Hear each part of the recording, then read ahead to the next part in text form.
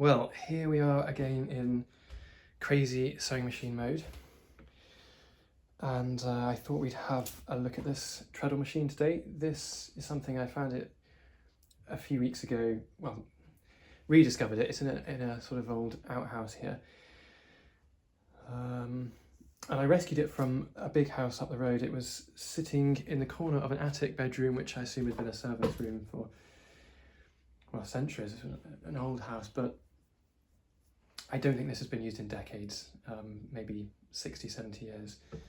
And it was just sat there, destined for the skip, so of course I couldn't resist.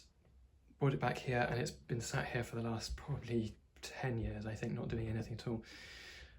And that seemed like a nice opportunity to just unveil it and see if we can make it stitch really, really simply, without too much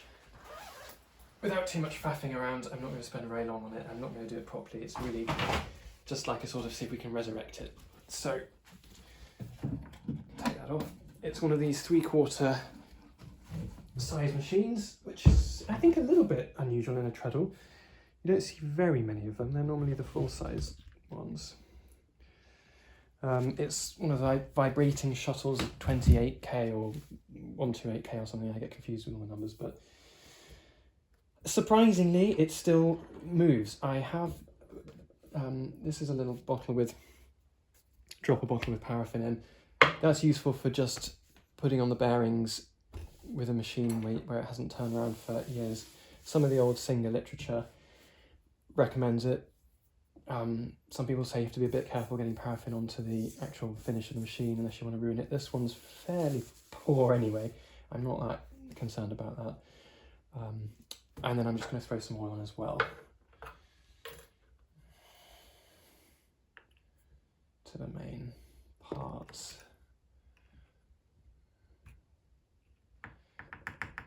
So yeah, I'm thinking this probably hasn't even seen the light of day for years.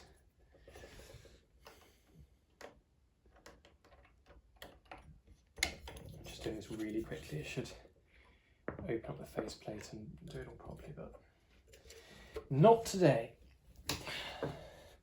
And we should be able to carefully take that off. The belt does look rather fragile.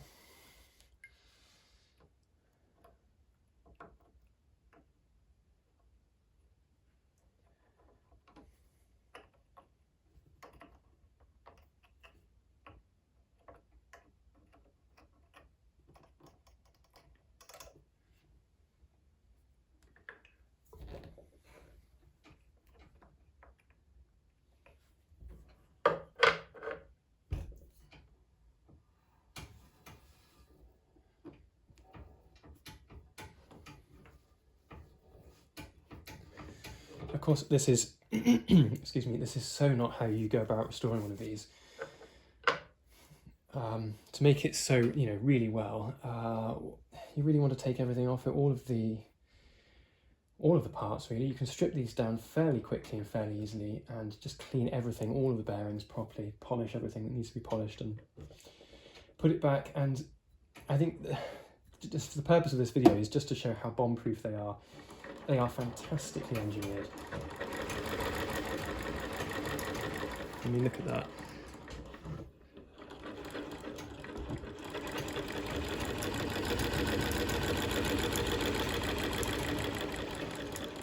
Isn't that incredible, really? It's the last sewing that this thing did might have been 70 years ago, and sorry, I can't do cameras as well. I'm absolutely useless. I think that's amazing. Right, let's see if we can thread her up. The one thing it was missing was a bobbin. It takes these bullet type long bobbins or shuttles, and that's the actual bobbin. And it doesn't have it. It's crikey. It's in none of the drawers or anything. So that's stolen from another machine, and that goes in here. So first thing is to thread up this thing. You'll find umpteen videos on this on YouTube, but if anybody that is threading one of these up, it really is important that the thread comes off the bobbin in the right direction, otherwise you'll struggle to thread this shuttle. If you've got it right, it threads easily.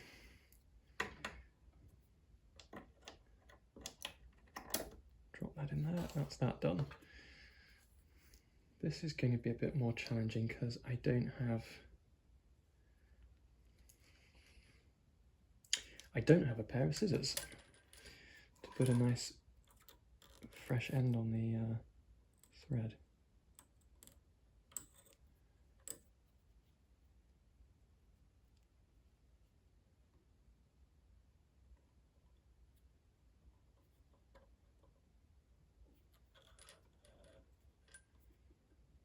That's not quite where it's supposed to be. Anyway.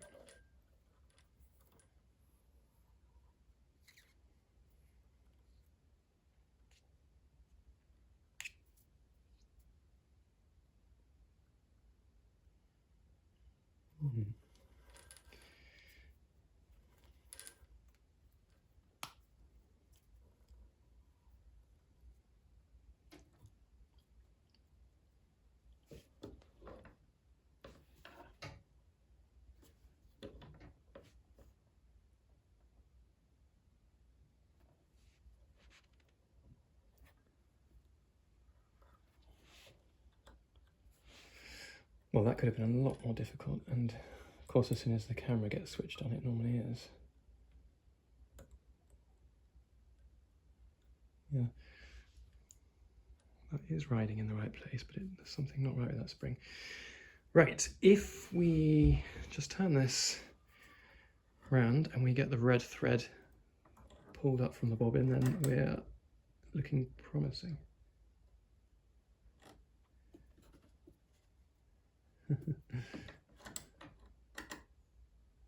Okay, sort of. Right, nice oily rag. I managed to spill paraffin over this table when I was putting some of this on before, so it actually looks rather nicer than it did earlier on, but there we go.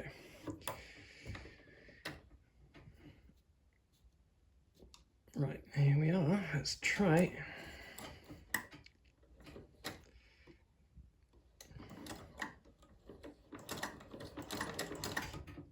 This is not in the right place. That is supposed to go through that take-up spring.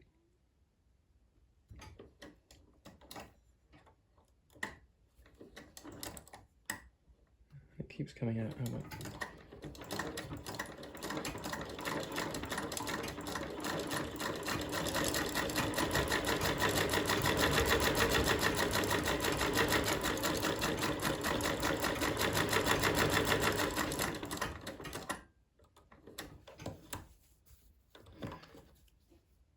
Well, that is not bad.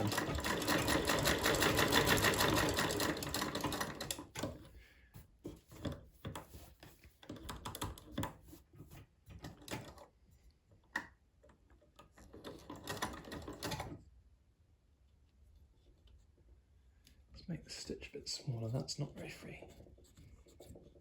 Right, come on.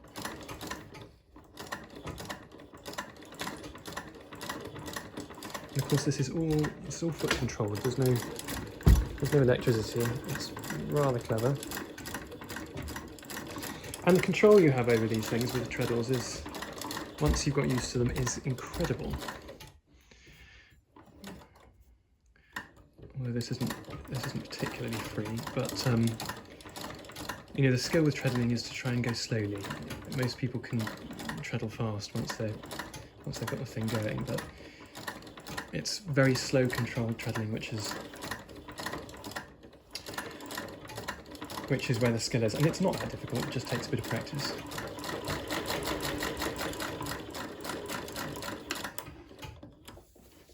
Says he who is far from an expert. But this is doing well, isn't it? This is nice. Apart from the piece of cloth being rotten.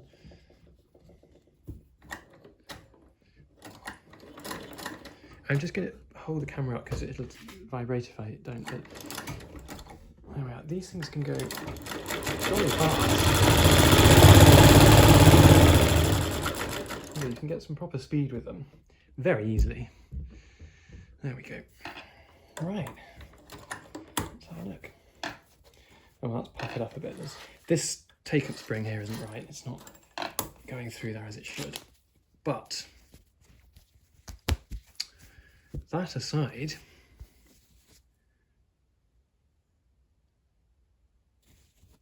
that's not a bad stitch, is it? For something that's had absolutely no attention for absolute decades. Really, really good.